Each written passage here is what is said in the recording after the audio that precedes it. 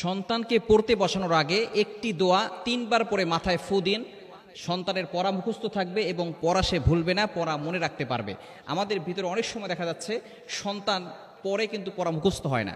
এই বিষয়ে আমাদের কিছু খেয়াল রাখা দরকার যে সন্তান কিভাবে পড়তেছে এই বিষয়গুলো তাকে বলে দেওয়া এবং বিশেষ করে কোন সময়টা পড়তেছে এই বিষয়টাকে খেয়াল করা। আমরা দেখা যাচ্ছে সন্তানকে এমনভাবে পড়ালেখার চাপ দিই, রাত 12টা 1টা 2টা পর্যন্ত অনেক সময় পড়াশোনা করে। এটা কিন্তু ঠিক নয়।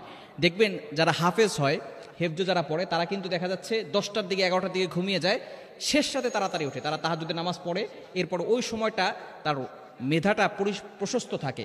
এজন্য ওই সময় আপনি পড়ার চেষ্টা করবেন, আপনার সন্তানকে পড়তে বলুন। বিশেষ করে ফজরের নামাজটা পড়া, সন্তানদেরকে নিজেও নামাজ পড়া এবং সন্তানদেরকেও নামাজের জন্য আদেশ করা। কিন্তু দুঃখজনক হলেও সত্য, আমাদের পিতামাতা যারা আছে তারা সন্তানদেরকে আদর্শ সন্তান বানাতে চায়, কিন্তু তারা আদর্শ বাবা মা হতে চায় না। ভালো করে স্মরণ রাখতে হবে, আদর্শ সন্তান করতে হলে আগে আদর্শ পিতামাতা হতে হবে। আপনি যদি আদর্শ পিতামাতা না হন, তাহলে সন্তানকে আদর্শ সন্তান বানানো যাবে না। আপনি নামাজ পড়লে আপনার সন্তান আপনার দেখা দেখি নামাজ পড়বে। আপনি যখন পড়াশোনা করবেন, আপনি যখন তার সাথে বসবেন, আপনি যখন তার সাথে একটু খেলাধুলা করবেন, তখন সে এগুলো করতে ভালো লাগবে। পড়ালেখা করতেও তার ভালো লাগবে, খেলাধুলা করতেও ভালো লাগবে। কিন্তু আপনি আপনার সন্তানকে সময় দিতে পারছেন না। আপনি এত বিজি হয়ে পড়েছেন যে আপনি আপনার সন্তানকে সময় দিতে পারছেন না। সুতরাং সন্তানকে সময় দিবেন, সন্তানের সাথে মাঝে মধ্যে খেলা করবেন, সন্তানকে পড়াশোনার সময় নিজেও থাকবেন। দেখবেন আস্তে আস্তে সন্তান সব কিছু শিখবে।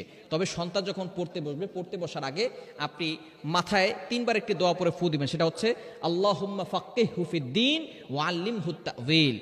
নবীজি সাল্লাল্লাহু আলাইহি ওয়াসাল্লাম তার প্রিয় সাহাবীকে এই দোয়া পরে ফু দিয়েছিলেন। আল্লাহ পাক রব্বুল আলামিন তাকে এমন বড় জ্ঞানী বানিয়ে দিয়েছিলেন, তিনি আর কেউ না, তিনি হচ্ছেন নবীজি সাল্লাল্লাহু আলাইহি সাল্লামের চাচাতো ভাই আব্দুল্লাহ ইবনে আব্বাস। তাকে তিনি এই দোয়াটা পরে ফু দিয়েছিলেন। এই দোয়াটা পরে তিনি তার মাথায় হাত বুলিয়ে দিয়েছিলেন, আল্লাহুম্মা ফাক্কিহহু ফিদ্দীন ওয়া আল্লিমহু তা'ওয়ীল। আল্লাহ পাক রব্বুল আলামিন আব্দুল্লাহ ইবনে আব্বাসকে এত বড় মুফাসসির বানিয়েছেন, বর্তমানে তাকে রঈসুল মুফাসসিরিন বলা হয়। তাকে রঈসুল মুফাসসিরিন অর্থাৎ মুফাসসিরদের মাথা হচ্ছেন তিনি। নবীজি সাল্লাল্লাহু আলাইহি সাল্লামের পরে সবচেয়ে বেশি কোরআন যিনি বুঝেছেন তিনি হচ্ছেন এই আব্দুল্লাহ ইবনে আব্বাস।